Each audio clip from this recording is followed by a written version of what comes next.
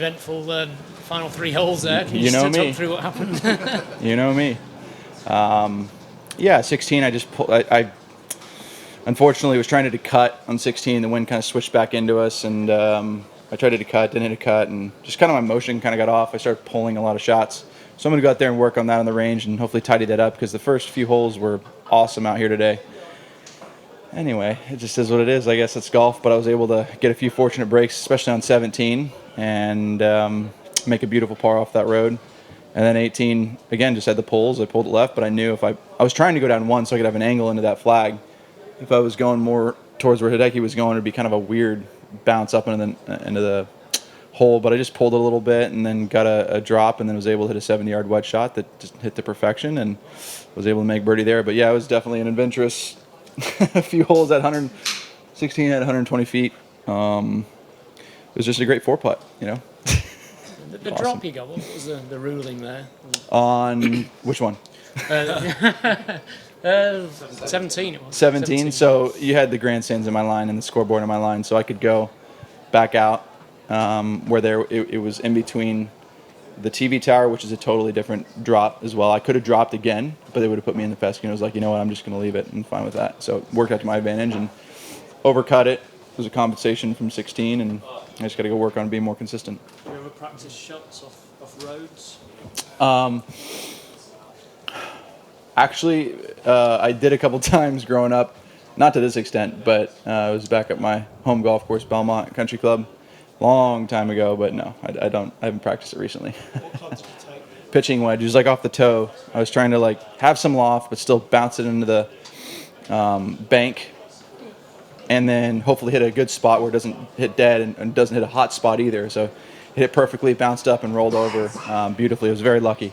So definitely happy with the way it finished out. What was the? Why did you get the drop on the 18th? Can you explain what happened there? Yeah, so I was up against the fence, and they have drop zones for that.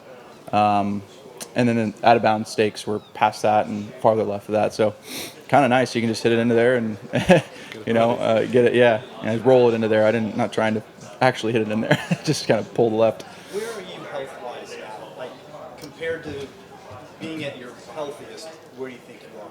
I mean, look, I'm probably 97 to 98% now. There's every once in a while where my hand just gets tired, fatigued still.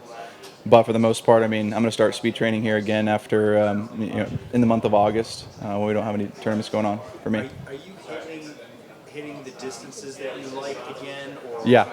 The power's back? Yeah, I mean, the driver, I'm honing it in this week because, again, it's so firm fast. You can't just let it go and have it land soft. So you got to be really precise with it. So I'm like around 190 ball speed. But I can get it to 200. It's just not worth it out here. Bryson, is your training and approach to training going to be different now, having had these injuries? Yeah, I've got to train my hand a lot more efficiently. I didn't take care of that one bit when I was first off speed training. It was all core and everything, and that was luckily pretty solid. Never really had an issue with anything in the core. Just didn't train the hand properly, and that's what I'll be focused on, mainly working on as I start going. You don't feel a danger doing speed training at all, given what's happened to you? Are you relaxed? No. I mean, the bone's out. I mean, the part that was compression fractured is gone, shaven down. So it's now just it's a spheroid, I guess. And rather than having a little hook out there and a little fin that's vulnerable, so it's all gone, and hopefully I can start ramping up the speeds again and get myself even more consistent. Because look, I want to be one of the best golfers in the world, if not the best, at one point in time in my career. So we'll see how that goes. I just got to make sure I'm hitting it straight while I'm hitting it farther. Bryson, you've been involved with the golf research and science and everything, and you talked about opening academy soon. Could you expand a little bit about this nice project? Yeah. It's just a multi-sport complex center. I've allocated some resources to being able to do that, and then tying into my foundation, and eventually create a charter school through that. And there'll be a lot of education, research as well going out of there. Probably more along the lines of golf to start off, and then eventually hopefully baseball and tennis and basketball, but that's down the road. It's going to take a bit before I can get there. Are you going to take this internationally? Yeah, this model, it'll be a smaller version of it, but yeah, especially when we have long drive grids, we're going to be doing that a lot more around the country for. You enjoying the theatre on each tee box, the Yeah, it's relationship fun. with the fans who like They're booing awesome. you for not taking drive? I mean, how does that Yeah, impact your I decision love it. making? Look, I'm like trying to win a major, right? So I'm trying to play where I can have the best opportunity to make birdie. So it's fun. I know I'm going to get booed. I have no problem with that whatsoever. If anything, it's good banter. Bryson, with the firm turf, what goes into your prep to play at a place like this with the wedges, particularly in that interaction? What are you doing? I mean, I know because it's dry and firm, it's going to spin a lot less off the wedges, so we have to take that into account. I go hit some shots on the practice range off some dry turf, making sure we know what spin rate's going to come out of there, and then I go to the greener grass. So depending on the lie, we definitely focus on like what spin rate's going to come off of that and how it's going to come out. So I have to take that into account at some level. Has there been anything similar to it that you've played, whether like the President's Cup or anything? Yeah, probably President's Cup down in Royal Melbourne. Yeah, that was probably about the same. There's some times where I just got too much bounce in it, so I got to lean it forward and kind of hit down on it pretty hard. But I need that bounce for the bunkers out here. On 17, Bryson, if we were playing it, obviously the hotel would be in our minds, etc.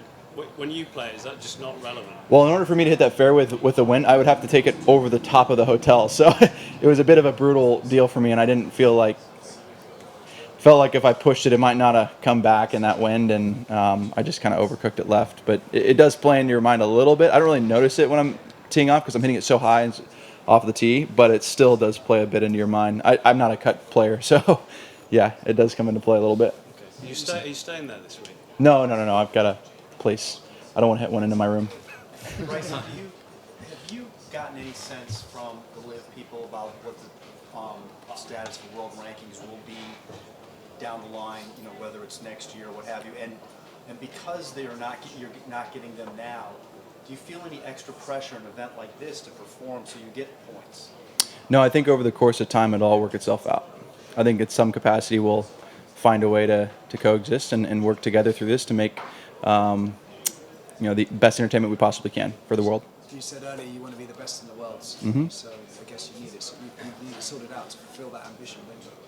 Yeah, but I think look, when I won 4 times in 2018, even though I wasn't number one in the world at that current point in time, I felt like my game was number one, world number one. So there's not necessarily a ranking system that needs to be like, oh, this is what makes you number one in the world. I think that inherently people know who's playing the best golf at that current point in time. So if that's the goal, then that's great as well for me. But it's a bit of both. At some point, I think we will resolve the situation and whatnot.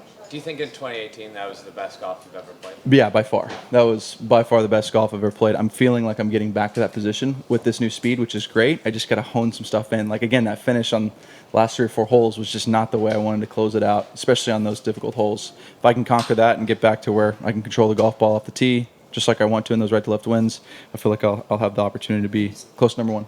Are you tempted to drive to the green at 18, or is that not something? Yeah, with my 4-iron. Yeah. Yeah, I just like bulleting. I can make it run forever. I did it in the practice round. I hit it 4-iron onto the green a couple times. Yeah. And so if it's the right wind, for sure. If it's... you said you were trying to play it left today. Yeah, just because of I was trying to play it left so I could have a shot up the slope, and I just pulled it a little bit too much. But hitting hybrid or 3-wood, it's very easily doable to hit it out of bounds with those, just because it rolls so far. And so I'm willing to play more of a bullet 4-iron out there and take my medicine that way. Do you feel like That you know sucks. how to play this golf course? Sorry. That's all right. Do you feel like after you played 2 or 3 practice rounds and now you're 3 rounds in the championship, do you feel like you really know how to play this golf course? I don't think you ever know how to play this golf course fully. I mean, every day it's different.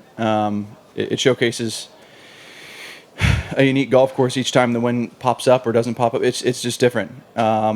I don't know how else to explain it. You can't really ever conquer it. You can't ever really control it. You just got to go out there and try and take what it gives you and play to spots in the greens where you can, and then 2-putt where you have to. What I mean by that is you just got to be very strategic. You're never going to understand this golf course fully. With it being so short, can it be like almost a little frustrating where Yes. you feel like you can... Yeah, I mean, sure, it can definitely be frustrating, but it's also an enjoyable test for 1 week of the year. Yeah, cool. Thank you, Bryson. Thank you.